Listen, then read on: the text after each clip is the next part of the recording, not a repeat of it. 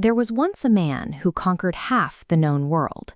He did it in 10 years, and he never lost a single battle. Most people at that age are still finding their way, but Alexander of Macedonia was leading armies across deserts and mountains.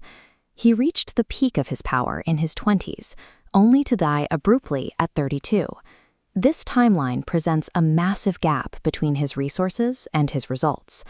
Macedonia was a minor kingdom, yet he managed to dismantle a Persian Empire 100 times its size. His success rested on a specific psychological conviction. Alexander operated as if the physical and political boundaries that constrained other men simply didn't exist for him.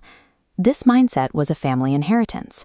His mother, Queen Olympias, told him from infancy that he carried the blood of the hero Achilles, making his life a matter of divine destiny rather than just politics. For 3 years, his mind was shaped by Aristotle.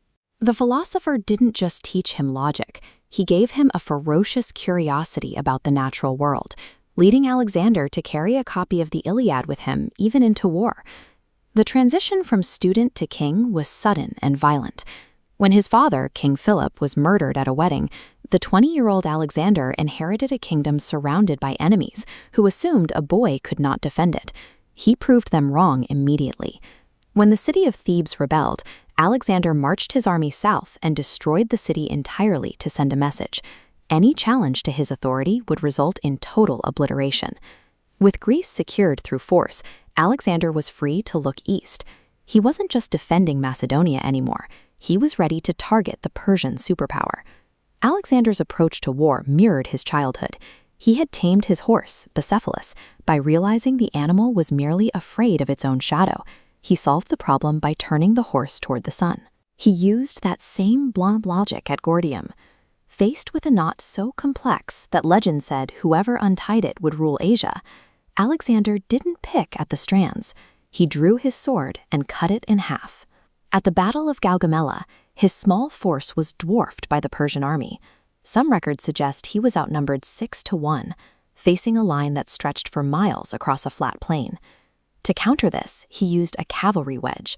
His soldiers formed a dense, arrow-like shape and pierced directly through a weak spot in the Persian formation. The wedge targeted King Darius himself. When the Persian king saw Alexander charging directly at him, he fled the field, causing his massive army to collapse in a total rout. These victories created a feedback loop. Every time Alexander ignored the traditional rules of warfare and won, his belief in his invincibility became absolute. The fall of Persia was marked by the burning of the royal palace at Persepolis.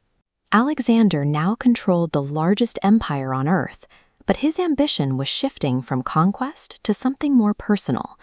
In Egypt, he was declared a pharaoh and the son of Zeus by the desert oracles. He founded Alexandria, a city designed to be a global hub of Greek culture and learning, and began to see himself as a living god. By age 30, he refused to stop and govern his new lands. He pushed his army further east, founding more cities and demanding they march into unknown territories in what is now Afghanistan and Pakistan. The Indian campaign was a brutal departure from his previous victories. His men faced monsoon rains and terrifying armored war elephants charging through their lines. Alexander was chasing the literal edge of the world, entirely consumed by his own myth and the need to prove there was no limit he could not overcome. After 8 years and thousands of miles, the army reached the Hyphasis River in India.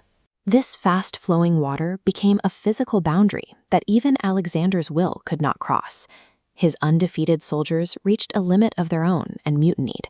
Exhausted and homesick, they refused to take another step east, marking the first time Alexander's commands were ignored. Alexander reacted by sulking in his tent for 3 days, refusing to speak to anyone because his dream of reaching the world's end had been denied. He was the most powerful man on earth, yet he was ultimately checked by the finite physical endurance of his own men. He returned to Babylon to plan new expeditions, but his journey ended in a way he never anticipated. The man who had survived countless battles was struck down by a sudden, mysterious fever. Alexander died at age 32. Without his personal drive to hold it together, his massive empire fractured into warring pieces within a few years. While his empire didn't last, the cities he founded became centers of trade that blended Greek and Asian ideas for centuries. He didn't reach the edge of the world, but his refusal to recognize limits permanently changed the cultures of two continents.